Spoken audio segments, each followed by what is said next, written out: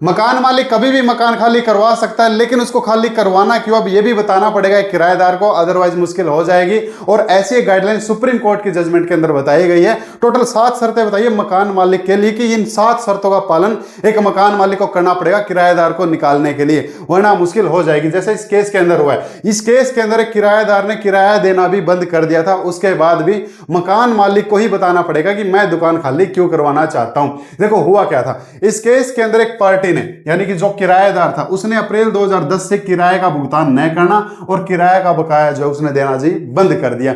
उसके बाद भी अगर उसने उसको बेदखल करवाना है तो मकान मालिक ने क्या किया, मकान मालिक ने सिविल कोर्ट में मुकदमा लगा दिया और सिविल कोर्ट ने खारिज कर दी उसकी पिटीशन को कि किराया ही ना देना तो आप किराएदार को नहीं निकाल पाओगे, पहले आप ये प्रूफ करो कि आपको इस दुकान को खाली करवा के आपको क्या जरूरत है इस दुकान की, पहले आप ये प्रूफ करो। इसलिए सिविल कोर्ट ने उसके मामले को खारिज कर दिया। अब वो जो मकान मालिक था वो कहां चला गया, वो अपील कोर्ट में चला गया, प्राधिकारी के समक्ष अपील उसने दायर की और वहां पे उसकी अपील क्या होगी, एक्सेप्ट होगी। और एक्सेप्ट हो गई तो फिर जो है 3 महीने की अवधि के भीतर किराए पर ली गई संपत्ति खाली करने का निर्देश दे दिया, अतः यह पुनरीक्षण याचिका प्रस्तुत की गई है। अब ये जो पुनरीक्षण याचिका दर्ज की, ये उसने की है किराएदार ने। अब जो हम केस देख रहे हैं और इस केस के तहत पे यहाँ पे मामले के संक्षिप्त तथ्य यह है कि प्रतिवादी संख्या 1 है मकान मालिक और याचिकाकर्ता कौन है, किराएदार, जो कि इस केस में याचिका करता है। माननीय सिविल जज ने जो फैसला दिया था उससे तो किराएदार खुश था क्योंकि मकान मालिक की पिटीशन कैंसिल हो गई, और जो अब अपील कोर्ट ने जो फैसला दिया है उसमें मकान मालिक खुश है क्योंकि फिर उसमें जो है उसको निकलने के लिए आदेश दे दिए। तो अब यहाँ पे कौन आया इस कोर्ट में, इसमें आया किराएदार। और यहाँ पे मुख्य जो बात रखी गई है कि अप्रैल 2010 से किराए का भुगतान न करना और किराया बकाया रह चुका है, पट्टे पर दी गई जगह को प्रतिवादी संख्या 2 को उप पट्टे पर देना क्या है जी, यानी कि एक तो यहाँ पे जो उसने मकान मालिक ने जो पिटीशन लगाई थी उसके खिलाफ है ये कि एक तो उन्होंने किराया नहीं दिया, दूसरा एक किराएदार को जो जगह दी गई थी ना उसने आगे क्या कर दिया, उसने उस जगह को भी आगे और किराए पे दे दिया। ठीक है, व्यक्तिगत आवश्यकता क्यों है, क्योंकि उसे महिलाओं के वस्त्र, हैंडबैग आदि की विक्रय का व्यवसाय चलाने के लिए किराए पर ली गई जगह पे अपनी आवश्यकता है। तो मकान मालिक यहां पे बता रहा है कि 3 रीजन है कि मैं इसको यहां से निकाल रहा हूं।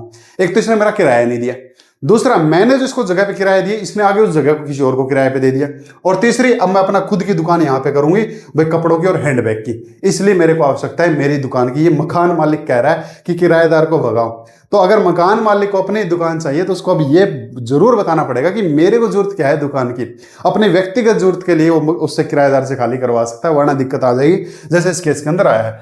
आगे देख लेते हैं। एक चीज और मैं आपको यहां पे बता देता हूं, इस बात से मेरे को याद आ गया, अगर आप भी अपना रेंट एग्रीमेंट बनवाते हैं, आप अगर मकान मालिक हैं, कोई भी दुकान अगर आप किसी को किराए पे दे रहे हो ना, एक क्लोज आप उसके अंदर जरूर ऐड करवाना कि जो भी दुकान आप किसी को किराए पे दे रहे हो, तो कुछ लोग क्या करते हैं, दुकान के फ्रंट में जो सड़क होती है उस सड़क पे किसी फेरी वाले को या रेडी वाले को रेडी लगाने की अनुमति दे देते हैं, या दुकान के आगे कोई स्टॉल लगाने की जो है अनुमति दे देते हैं, उससे किराया ले लेते हैं। तो आप उस रेंट एग्रीमेंट में जरूर लिखवाओ कि दुकान के बाहर वो किसी को भी रेडी लगाने की या किसी भी तरह का अगर वो स्टॉल लगाता है तो खुद के लिए लगा सकता है, लेकिन उसके किराया उससे नहीं वसूल कर सकता है। यहाँ पे यही हुआ है, जिसको किराए पे जगह दी थी उसने आगे किसी को जगह दे दी।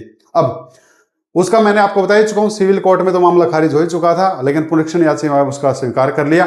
याचिकाकर्ता के विद्वान वकील ने, याचिकाकर्ता कौन है, किराएदार, प्रतिवादी संख्या कौन है, मालिक की अन्य दुकानें भी, उन्होंने यहां पे दलील दी कि भाई जो मकान मालिक है ना, इनकी और भी तो दुकानें हैं, इनको हैंडलूम की दुकान करनी है उनमें कर लो, और वह उनका उपयोग व्यक्तिगत आवश्यकता के लिए कर सकती है, और दुकानें उनमें कर ले कपड़े की दुकान, इसी पे भैंसा बसाई क्यों। प्रतिवादी संख्या 1 ने अन्य दुकानें बेच दी, और यदि आवश्यक वास्तविक होती तो प्रतिवादी संख्या के पति के साथ औपचारिक समझौते के मद्देनजर याचिका कर्जे वाली दुकान में बजाय अन्य दुकानों को कर सकती थी। तो यहां पे जो किराएदार है उसके एडवोकेट ने कहा कि अगर इनको दुकान ही करनी होती तो इनके पास और दुकान भी है, वहां ये दुकान कर सकती है। और यहां पे जो मकान मालिक है उन्होंने क्या किया, उन्होंने अपनी कुछ दुकानें बेच दी। तो यहां पे किराएदार का वकील कह रहा है कि अगर इनको सच में ही दुकान की जरूरत होती तो ये अपनी अन्य दुकानें क्यों बेचते, उनमें अपना कर लेते बिजनेस, तो ये किराएदार वाली खाली क्यों करवानी है। मतलब कि बहस जो है डायरेक्ट किराएदार के साथ में है कि भाई इसका काम अच्छे से चल पड़ा है तो इसकी बनी बनाई मार्केट जो हम ले लेंगे, एक ऐसी इंटेंशन होती है ना, मैं एक आपको जस्ट इंटेंशन बता रहा हूं। इसके विपरीत प्रतिवादी संख्या के विद्वान वकील का तर्क है कि प्रतिवादी संख्या 1 एक विधवा महिला है जो मकान मालिक है, और वो जो पट्टे वाली जमीन जो उसने ऐसी सी जो की थी वो वही जर्जर पर ये जर्जर हालत में स्थित पट्टे पर दी गई थी। संपत्ति का जो करके महिलाओं का वस्त्र, हैंडलूम आदि की बिक्री का अपना व्यवसाय करना चाहती है। उनका यह भी तर्क है कि मालिक को यह तय करना कि अपना व्यवसाय किस दुकान में करना है उसकी अपनी पर्सनल चॉइस है। तो लड़की के वकील ने, लड़की का मतलब मालिक, यहाँ पे एक महिला जो मालिक है, उनके एडवोकेट ने यहाँ पे तर्क दिया कि यह तय करना मकान मालिक के पास में है कि उसको अपनी दुकान किस दुकान में करनी है। उसका मन इस दुकान में करने का है तो इसमें करेगी, अपनी दूसरी में तो दूसरी में करेगी। किराएदार ये नहीं बता सकता कि आपको इसमें करनी कि उसमें करनी है। मकान वाले की अपनी पर्सनल चॉइस है भाई, उसकी जो 50 दुकान है पर उसको दुकान इसमें करनी है तो उसका भी तो मालिकाना हक है। तो आप समझ गए होंगे केस चल क्या रहा है कि आवश्यकता बताओ कि आवश्यकता क्या है। तो कोर्ट ने दोनों पक्षों के वकीलों को सुना और कोर्ट ने कहा कि पंजाब शहरी किराया प्रतिबंध फलानी सेक्शन के 13 के 3 और 1 के जो सेकंड क्लॉज में बताया, यदि किराए पर ली गई संपत्ति मकान मालिक के स्वयं के उपयोग के लिए आवश्यक है तो मकान मालिक किराया नियंत्रण से किराएदार को मकान मालिक को कब्जा सौंपने का निर्देश देने के आदेश हेतु आवेदन कर सकता है। तो एक एप्लीकेशन लगाने के लिए एक प्रावधान है कि कोई भी मकान मालिक जिसको उस दुकान की अपनी आवश्यकता है तो वो उस किराएदार को वहां से निकालने के लिए, बेदखली के लिए आवेदन कर सकता है। वर्तमान मामले में यह निर्वाद है कि प्रतिवादी संख्या 1 दुकान की मालिक है और विधवा होने के नाते वह अपनी एक पर्सनल दुकान करना चाहती है। तो उसकी आवश्यकता क्या है? वास्तविक आवश्यकता है। और वो एक मालिक है, उसको ये तय करने का हक है कि मेरी तो 50 दुकान है पर मेरे को दुकान उनमें से किस में करनी है, जो उसकी पर्सनल चॉइस है वो कर सकती है। प्रतिवादी संख्या 1 द्वारा किराए पर दी गई संपत्ति से बेदखली की मांग वास्तविक आवश्यकता के आधार पर की गई है। वह लड़की को आवश्यकता है, इस आधार पर तो कर रही है। फाइल के अवलोकन से पता चलता है कि बेदखली याचिका वर्ष 2011 में डाली गई थी।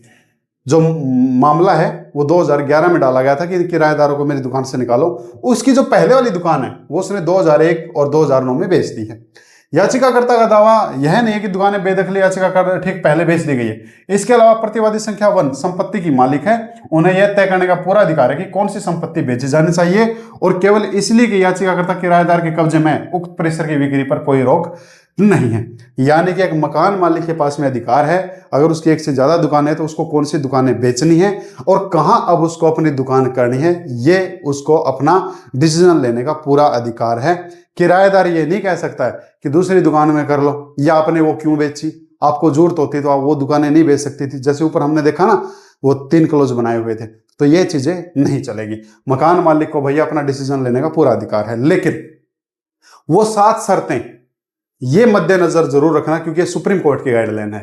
देखो, माननीय सुप्रीम कोर्ट ने रघुनाथ जी पेनहाले वर्सेस मेसर छगन लाल के केस में स्पेशल 7 शर्तें बताई हैं कि ऐसा नहीं है कि भाई किराएदार को जब जी किया तब उठा के बाहर फेंक दे। किराएदार के भी अपने एक अधिकार होते हैं। तो यहां पे ऊपर तो हमने अभी एक केस देख लिया कि केस जेन्युइन था क्या। यहां पे एक सुप्रीम कोर्ट की गाइडलाइन फॉलो करना हर एक मकान मालिक का क्या है, उसका दायित्व बनता है। ऐसे नहीं कि किराएदार को उठा के बाहर फेंक दिया। मकान मालिक का क्या दायित्व है? मकान मालिक की आवश्यकता उचित और वास्तविक होनी चाहिए। कोई भी मकान मालिक अगर अपनी दुकान खाली करवाना चाहता है ना किराएदार से, उसको उसका वैलिड रीजन देना पड़ेगा कि रीजन क्या है, उसको उस दुकान की आवश्यकता क्यों है।